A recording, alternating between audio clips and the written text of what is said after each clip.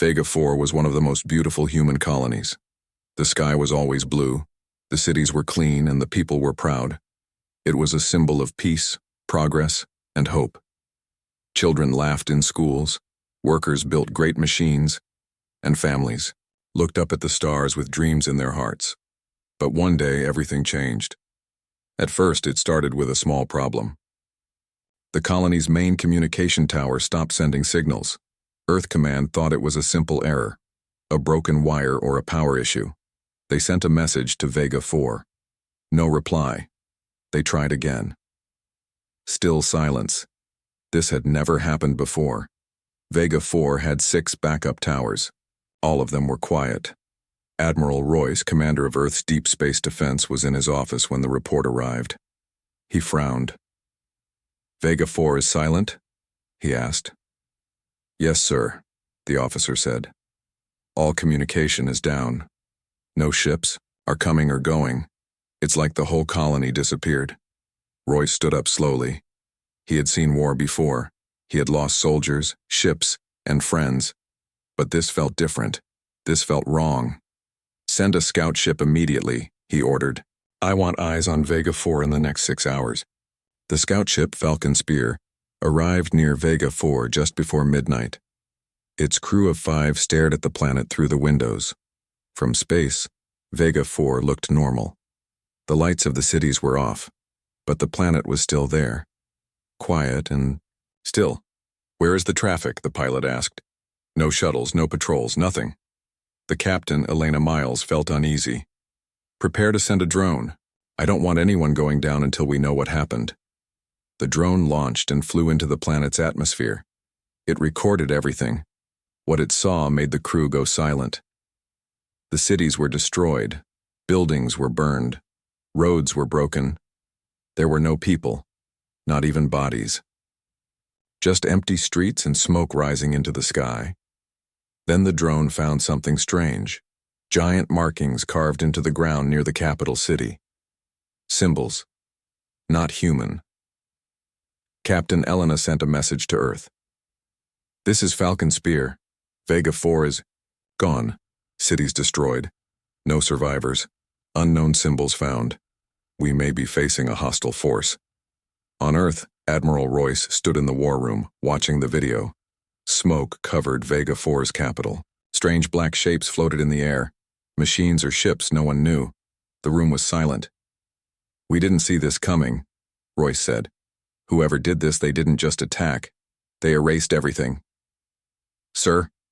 A young officer spoke. "What should we do?" Royce looked at the screen again. He saw the silence of a once-living world. "We prepare for war," he said. "Back on Falcon Spear, something went wrong. Alarms started beeping." "Something's behind us," the pilot shouted. A large black object was moving toward them from the shadow of the planet. It had no lights, no engines, but it moved fast. "Full power!" Captain Elena shouted. "Get us out of here!" The ship turned, engines burning bright, but the object followed. It didn't shoot. It didn't speak. It just followed, closing the distance fast. Then, without warning, it stopped. The ship escaped. The object stayed behind, like a shadow watching, from the dark. "What was that?" one crew member whispered.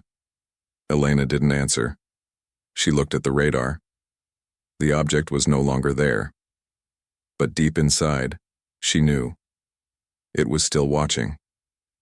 When the Falcon Spear returned, Earth Command held an emergency meeting. Scientists, generals, and world leaders gathered. One scientist, Dr. Harlan, studied the symbols from Vega 4. "These markings," he said, "do not match any known alien language. But they look old, very old." "How old?" Royce asked. Dr. Harlan hesitated. "Maybe thousands of years, maybe more, and I believe they are not just symbols, they are warnings." The room became quiet. "What kind of warnings?" someone asked.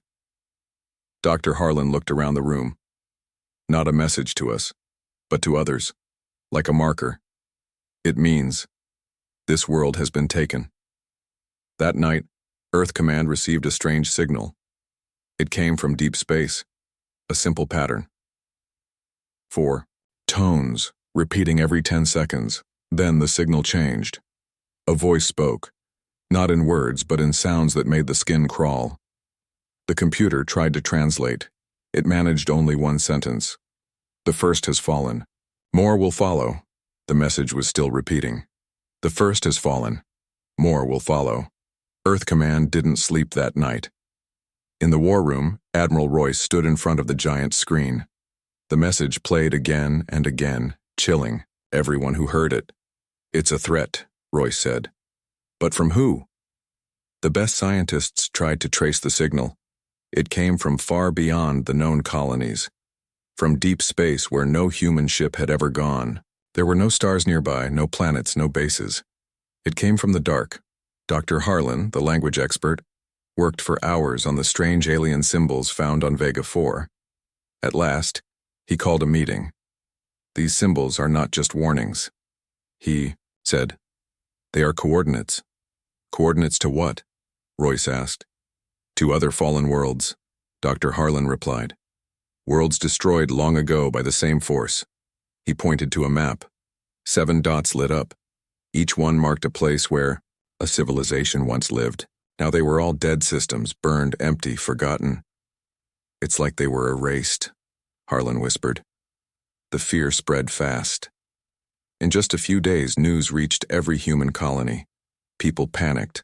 On Mars, families began leaving the cities. On Europa Station, workers refused to report for duty. Several fringe colonies shut down their communication systems, hoping to hide. Earth's government activated emergency protocols.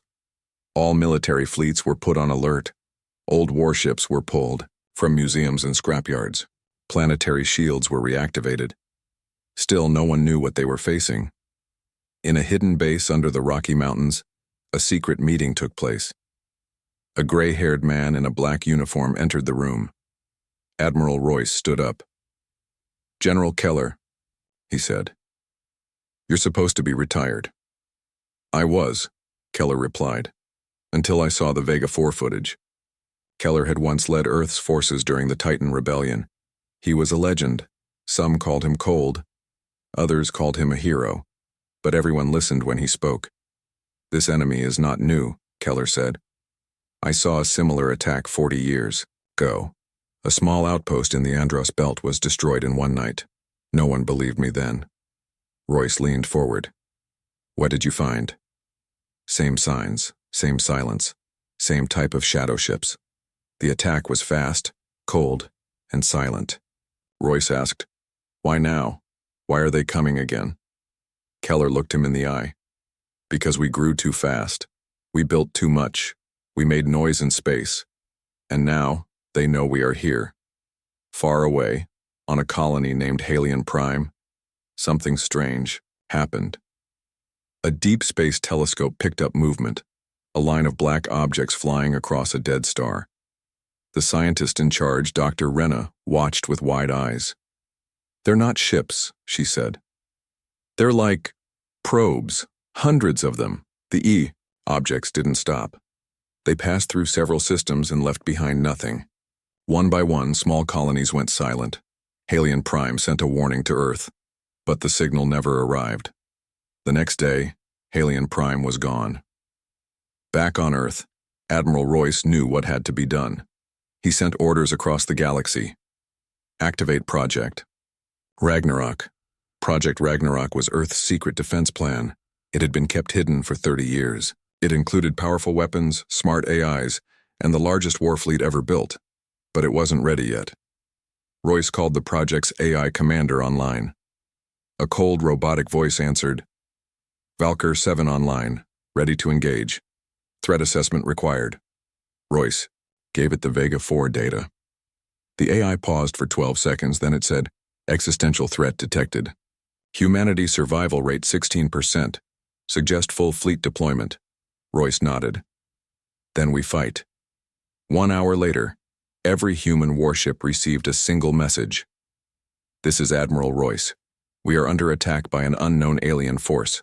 They destroyed Vega 4. They are erasing us one world at a time, but we will not run. We will not hide. All ships prepare for war." Humanity had no choice. The war had begun. 2 weeks after the fall of Vega 4, Earth was still waiting. The skies above were quiet, but too quiet. Satellites around the moon picked up strange signals. They were soft, like whispers, barely touching the edge of detection. No known pattern.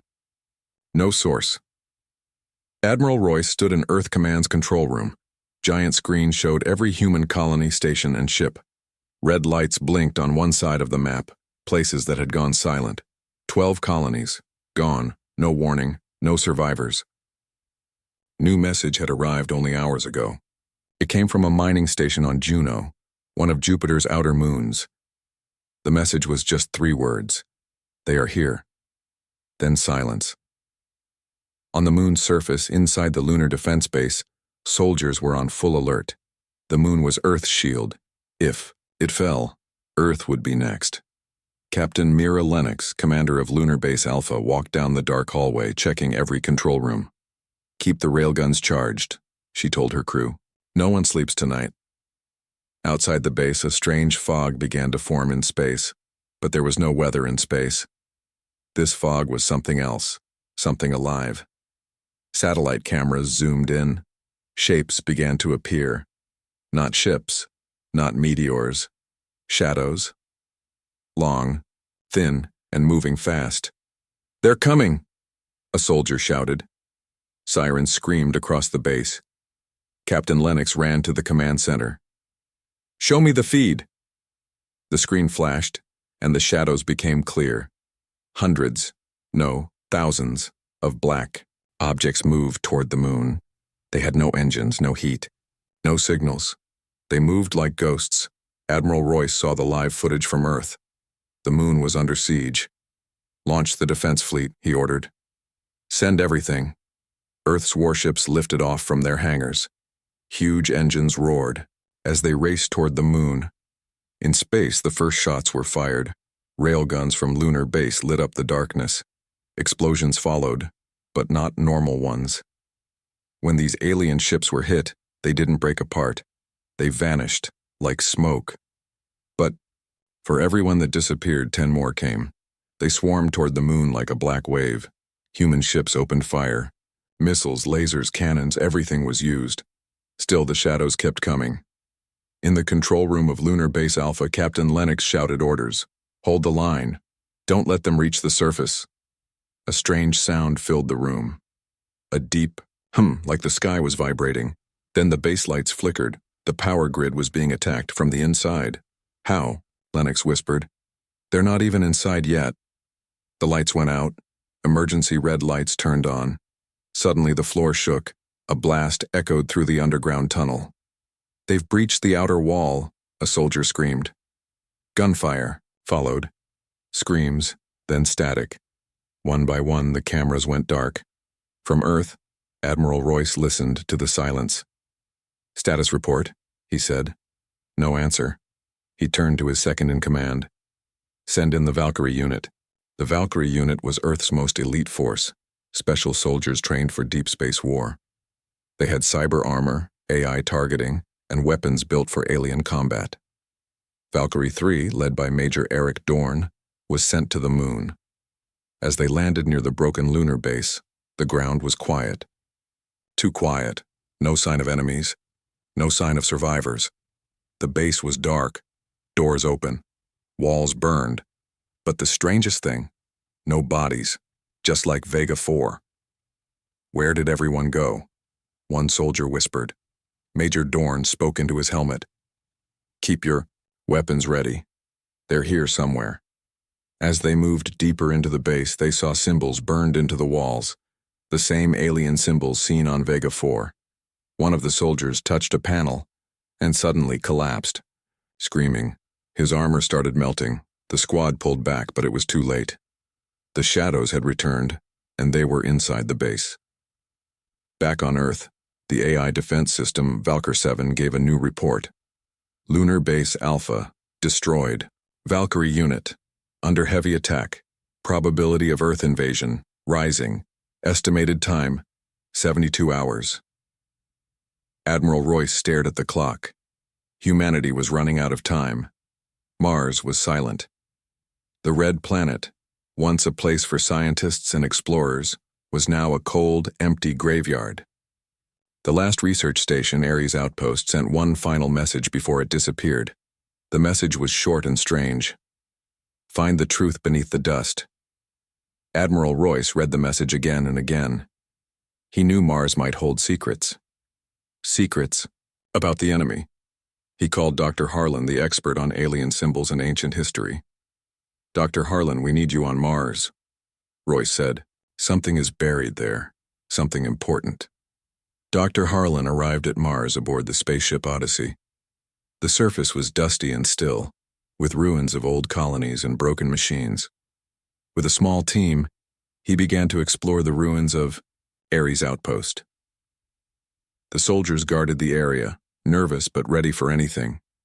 After hours of searching, Harlan found a hidden entrance beneath the red sand. It was a metal door, half buried and covered with the strange alien symbols. Help me. Open this, he told the soldiers. They worked together. The door creaked open, revealing a dark tunnel. Inside, the air was cold and dry. Their lights cut through the shadows, revealing walls covered with symbols and pictures. Harlan studied the walls closely. This is a message, he said quietly. Not just symbols, but a story.